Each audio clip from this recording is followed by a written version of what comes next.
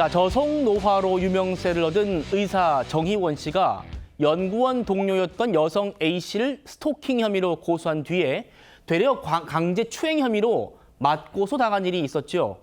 그런데 이 여성에게 살려달라라는 문자 메시지를 보낸 사실이 뒤늦게 드러났습니다. 갑자기 살려달라니요?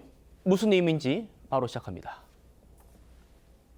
제가 저속노화라는 이야기를 하기 시작한 지가 한 2, 3년 된 것 같습니다. 네. 지금은 정말 유행이 되었고요. 예. 굉장히 많이 오용되기도 하고 아, 그래요? 오해도 있는 것 같습니다. 정리를 해보면 제가 말씀드리는 저속노화는 잘 먹고 잘 사는 방법입니다.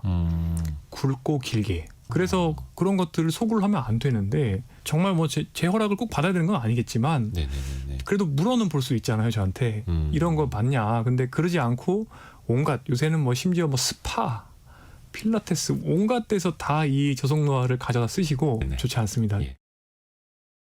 자, 저속노화. 개념을 도입한 정희원 씨가 여성 연구원에게 보낸 문자 메시지가 공개됐어요. 이겁니다. 같이 보시죠. 선생님 하면서 살려주세요라는 얘기를 합니다. 12월 19일 금요일 오후 6시 56분에 보냈군요. 살려주세요. 저도, 저속노화도, 그리고 선생님도. 다시 일으켜 세우면 안 될까요? 10월 20일 일은 정말 후회하고 있습니다. 죄송합니다. 이 얘기를 본인이 내가 스토킹을 당하고 있다라고 고소한 그 여성에게 보냈다는 겁니다. 권상희 평론가님. 그런데 이 문자를 보낸 시기 12월 19일 이게 또 의미가 있다면서요? 네, 그렇습니다. A씨 측에 따르면 이 정희원 씨가 과거 A씨에게 보냈다라고 알려진 이 성적 요구를 담은 문자 메시지가 언론에 보도될 가능성을 정희원 씨가 인지를 했다라는 거죠. 그런 뒤에 이런 연락을 취한 것으로 보고 있습니다. 실제로 지금 이 19일이란 날짜가 상당히 중요하다라고 볼 수 있는 게 네. 당시에 한 방송사가 관련 내용에 대해서 취재를 하고 있었던 중이라고 알려져 있고요. 그리고 실제로 20일 관련 내용이 최초로 보도가 됐던 그런 날입니다. 아, 이게 최초 보도됐던 날. 그러니까 이 자기가 맞고소 당한. 그렇군요. 그러면 10월 20일 일은 정말 후회하고 있습니다. 살려주세요. 10월 20일 일. 10월 20일 일은 이건 또 뭡니까? 이 날짜도 좀 중요하다고 볼 수 있는 게 지금 정희원 씨가 문자 메시지에서 언급했던 10월 20일이라는 날짜가 저작권 침해 항의하기 위해서 A씨가 이 정희원 씨 자택으로 찾아간 날입니다. 이날 A씨를 스토킹 처벌법 위반 혐의로 경찰에 정희원 씨가 신고했던 그런 날입니다. 아, 그러니까 정희원 씨가 A씨를 경찰에 스토킹 혐의로 신고한 날 그 일을 정말 후회하고 있다 이 말이군요. 네, 그렇습니다. 그런데 지금 이 문자 메시지가 스토킹 신고의 진정성을 판단하는 기준이 될 가능성도 배제할 수 없어 보입니다. 네. 스토킹 처벌법을 보면 정당한 이유 없이 상대방에게 불안감이나 공포심을 일으키는 행위, 이걸 지금 범죄로 규정하고 있거든요. 네. 그렇다면 신고자가 사후에 신고를 후회한다고 밝힌 점, 그러니까 정희원 씨 입장에서는 내가 스토킹 피해자다 이렇게 주장을 하고 있는 거잖아요. 그렇죠. 이렇게 밝힌 점이 피해자가 실제로 공포심을 느꼈는지에 대한 의문을 제기할 수 있기 때문에 사실 저 문자 메시지만 본다면 정희원 씨가 법적으로 상당히 불리할 가능성도 있지 않나 이런 생각도 듭니다. 그러게요. 정희원 씨가 이 A씨에게 살려주세요. 저도 저속노화도 선생님도 10월 20일 제가 선생님을 그러니까 A씨를 스토킹 혐의로 경찰에 신고한 거 정말 후회하고 있습니다. 죄송합니다. 살려주세요. 라고 보냈다는 겁니다. 자, 여성연구원 측은 정희원 씨의 이 문자도 스토킹이다 라고 보고 추가 고소를 한다는 방침인데 이 살려달라는 문자 고소 또 당하게 생겼어요. 정희원 씨 측은 어떤 의미라고 합니까? 일단 A씨 같은 경우는 지금 협박과 회유를 정혜원 씨가 동시에 하고 있는 거다 이렇게 주장을 하고 있습니다.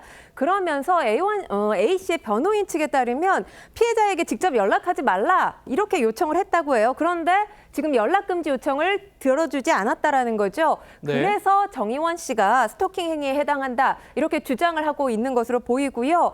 정희원 씨 입장은 다릅니다. 회유나 협박 목적으로 문자 메시지를 보낸 것이 아니라고 주장을 하고 있습니다. 그럼 뭐예요? A씨가 정희원 씨를 사회적으로 살해하려는 게 살해하려는 목적으로 말했다라는 거죠. 그러면서 강하게 지금 반박을 하고 있는 상황인데요. 정의원 씨 입장에서는 A 씨의 여론전을 경계했다라는 취지로 읽힙니다. 그러니까 지금 나와 브랜드 그리고 A 씨 본인까지 같이 망하지 않게 해달라 이런 취지의 문자 메시지를 보낸 거잖아요. 그러니까 이 문자 메시지를 해석한다면 뭐 자기 보호나 회유성 메시지로 읽힐 가능성이 어느 정도 있어 보입니다. 그러니까 지금 사회적 위기가 정의원 씨 입장에선 상당할 거 아니겠습니까? 이 위기를 줄여보려고 했던 것이 아닌가 싶습니다. 네.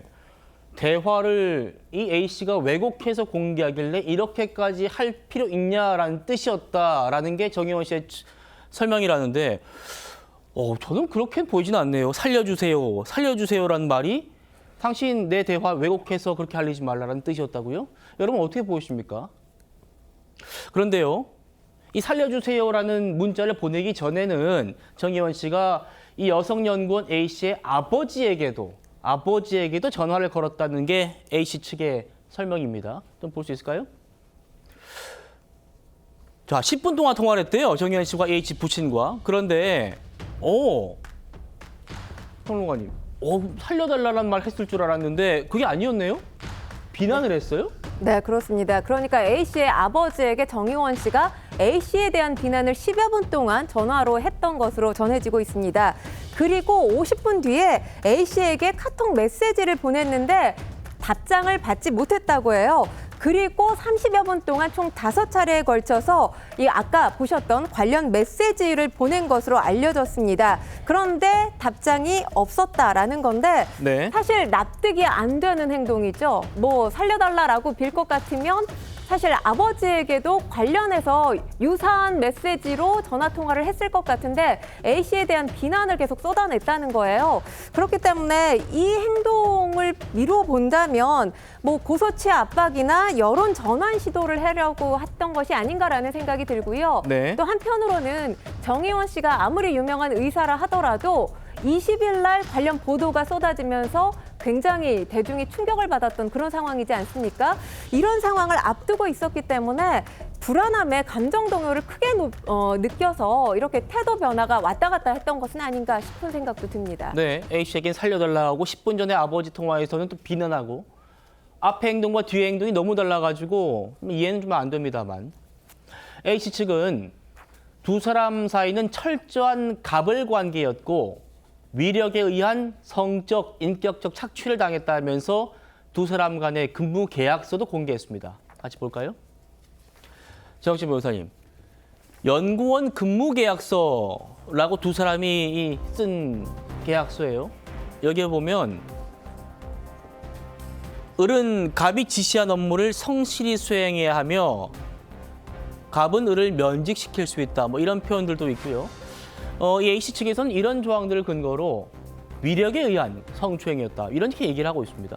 뭐 그런 조항도 그런 조항이지만 사실은 변호사들은 딱 뭐부터 보냐면요. 누가 갑이냐, 누가 을이냐. 네. 그러니까 갑질이라고 하는 것 자체가 저런 계약서에 갑이라고 하는 용어로부터 나온 거 아니었겠습니까? 그렇죠. 그래서 저는 사실은 저 연구 계약서, 연구원 근무 계약서 보기 전까지만 해도 누가 갑이었을까? 저는 아산병원일 것으로 생각을 했거든요. 예. 그런데 저 근무 계약서 보고 저 깜짝 놀랐어요. 개인 간에 맺어진 계약이더라고요. 저 다시 한번 띄워봐 주시면요. 저 갑이 누구로 되어 있느냐? 정의원으로 되어 있어요. 네. 그러니까 보면은 연구 책임자 정의원 갑이고 을이 그 A 씨라고 하는 거 아니었겠습니까? 그 아산병원 동료가 아니라 그러니까요. 그렇죠. 그러니까 쉽게 말하면 정의원 교수가 마음대로 할 수 있다는 이야기예요. 언제든지 면직시킬 수 있고 언제든지 재계약 안 할 수 있고 그렇다는 이야기니까. 그다음에 보니까 근무하는 곳도 아예 꼭 집어가지고 저기 보면은 2항에 노년 내과로 딱 나와 있고요. 그다음에 그 기간이 한 1년 정도 되는 것 같아요. 12개월로 얼핏 보이는 것 같습니다. 네. 그러니까 매년 연 단위로 재계약할 수 있는데 마음에 안 들면 더 이상 재계약 안 한다. 그렇다라고 하면은 정의원 교수가 그 위촉 연구원에 대해서 생사 여탈권 갖고 있는 건 사실이다. 저는 그렇게 보여집니다. 알겠습니다. 정의원 씨가 여성 연구원에게 보낸 소설도 논란이 됐었죠. 이거 AI가 쓴 거다, 내가 쓴 거 아니다라고 했습니다만 등장인물이 희원과 A씨이고 다수의 성적 표현들도 묘사가 돼 있었기 때문에 큰 논란이 됐었습니다. 평론가님, A씨 측에서 또 추가 폭로를 했다고요? 네, 그렇습니다. A씨에 따르면 정의원 씨의 극단적인 성적 취향이 반영된 소설이다 이렇게 주장을 했었잖아요. 여기에 또 추가 폭로가 더해진 것이 A씨에게 정의원 씨가 지배적이고 가학적인 여성상을 연기해달라 이렇게 지속적인 요구를 해왔다라는 겁니다. 네. 변호인에 따르면 때로는 강한 여성인 척, 또 때로는 관대한 엄마인 척 여러 가지 역할을 오가면서 연기를 해달라라는 요청을 받았고 이때마다 A씨가 엄청난 고통을 느꼈다라는 거예요. A씨가 지칠 때마다 이 역할 어려움을 내비쳤는데 정 대표가 멈추지 않았다라는 겁니다. 이후에 정의원 씨가 전후 맥락을 제거하고 이런 요구 자체를 본인이 가스라이팅을 당한 피해자인 것처럼 이야기를 하고 있다라고 또 주장을 하고 있는 상황입니다. 예. 이 문제 자체가 A씨 측에서는 권력자가 자신의 성적, 정서적 취향을 충족시키기 위해서 피용자에게 특정 인격과 역할을 강요한 전형적인 구조다. 이렇게 주장을 펴고 있고요. 반면에 정의원 씨 입장은 다릅니다. 그런 요구를 한 적이 없다라는 겁니다. 오히려 관계 초기부터 연구원 A씨가 지속적인 네. 요구와 협박을 해왔다라는 겁니다.